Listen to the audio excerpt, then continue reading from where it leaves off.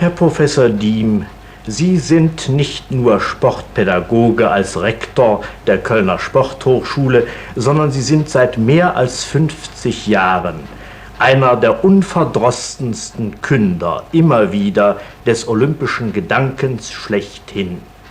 Und Sie waren es ja auch, der im Jahre 1906 an der Spitze der deutschen Leichtathleten bei den Olympischen Spielen, 1906 wurden sie ja als Zwischenspiele gefeiert in Griechenland, einmarschierte. Es ist in der Tat ein 50-jähriges Jubiläum, Herr Professor Diem, und darum haben wir Sie auch gebeten, nachdem Sie nun unsere Ausbeute, unsere filmische Ausbeute des Besuches der klassischen Städten Griechenlands gesehen haben, noch einmal kurz vor der Abreise etwas zu sagen, was während der Olympischen Spiele selbst eigentlich immer in der Erinnerung der Fernsehzuschauer haften bleiben sollte. Melbourne ist nicht Olympia. Und Olympische Spiele der Neuzeit sind kein Museumsstück. Und doch haben die antiken und die modernen Spiele einen gemeinsamen allmenschlichen Sinn.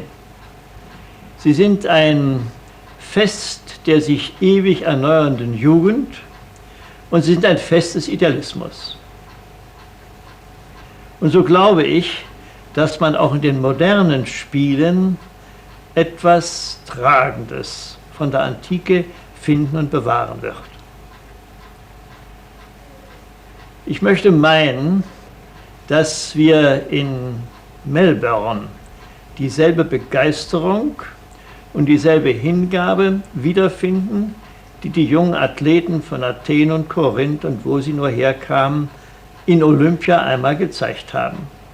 Und die auch die Athleten von heute mit derselben Freude und Innigkeit wieder zeigen werden. Ist vielleicht nicht doch eine gewisse Gefahr in unserer heutigen Zeit besonders lebendig, die des Spezialistentums in den einzelnen Disziplinen? Ohne Zweifel. Spezialisierung kann zum Nachteil werden.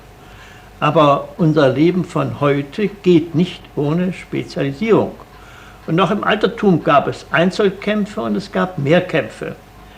Und die Mehrkämpfe sollten führen zur Harmonie, unter der die Antike verstand des widerspenstigen Übereinstimmung. Und so ist es auch für uns heute eine Aufgabe, uns zu spezialisieren, aber die gute, harmonische Ausbildung dabei nicht zu vernachlässigen, sie wiederherzustellen, wenn das Spezialistische überwiegt. Und so haben wir auch heute im Sport Einzelkämpfe und haben eine ganze Reihe Mehrkämpfe, zum Beispiel den modernen olympischen Mehrkampf. Und die moderne Sportentwicklung fordert zwar sehr viel Training auf dem einzelnen Fachgebiet, aber wir haben längst wieder gelernt, dass eine wirkliche Höchstleistung nur möglich ist bei genügender allgemeiner Durchbildung und bei dauerndem Wechsel vom spezialistischen Training zum allgemeinen Training. Und das ist, glaube ich, eine Entdeckung der neuesten Zeit, Herr Professor, die der Tendenz unserer Zeit zum Rekord, das heißt zur Verankerung der Leistung durch die Zahl, entgegenwirken kann.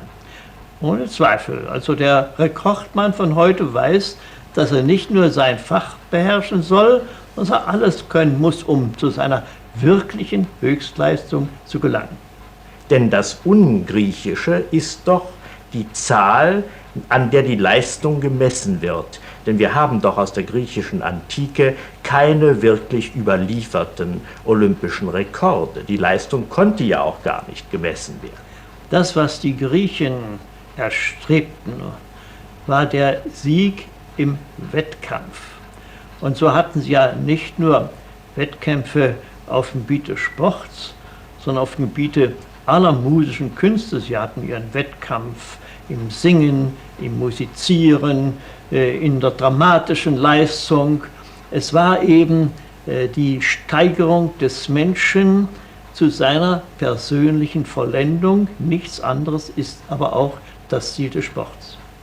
sodass also auch die Gefahr der Professionalisierung, die doch zweifellos aus der Spezialisierung erwachsen kann, gebannt scheint durch die Rückbesinnung auf die klassische Vergangenheit, denn auch sie hatte, glaube ich, Ansätze zur Professionalisierung. Die Olympischen Spiele waren im Altertum wie in der Neuzeit eine Aufgabe, die bestanden werden muss. Im Altertum hat es genau solche Missbräuche gegeben, dass der Einzelne versuchte, das Glück zu korrigieren, und dass der Einzelne versuchte, mit seinem sportlichen Wettkampf Vorzüge des allgemeinen Lebens einzuhandeln. Das haben wir heute auch. Die Gesinnung und das Gewissen muss sich als das Stärke erweisen. Das ist dann der olympische Sieg. Also eine ewige Prüfung ist der olympische Gedanke für den Menschen im Altertum genau wie heute. Und es ist im Altertum nicht anders gewesen, so meinen Sie, als heute auch.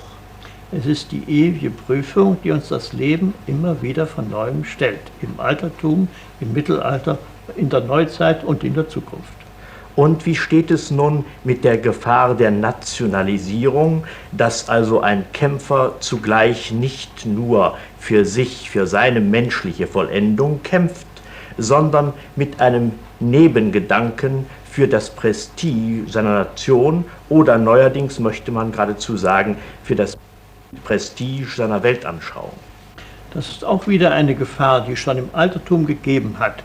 Wir haben ja vorhin im Film die Schandsäulen gesehen. An einzelnen stand auch verzeichnet, dass der Sieger sich für ein falsches Vaterland hat kaufen lassen. Also es gab schon einen Ehrgeiz des nationalen Erfolges.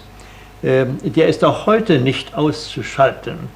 Er muss aber immer wieder im Bann gehalten werden durch die allgemeine Zielsetzung der Spiele, die doch ein Weltfriedensfest sind, so wie sie es auch im Altertum gewesen waren. Und ist das heute noch so, Herr Professor? Der Sport hat nicht das Gewicht, dass man ihm zuliebe Kriege unterbricht, wie es tatsächlich im Altertum gewesen ist. Wenigstens für den Mittelmeerraum, der zum Bereich der Olympischen Spiele gehörte.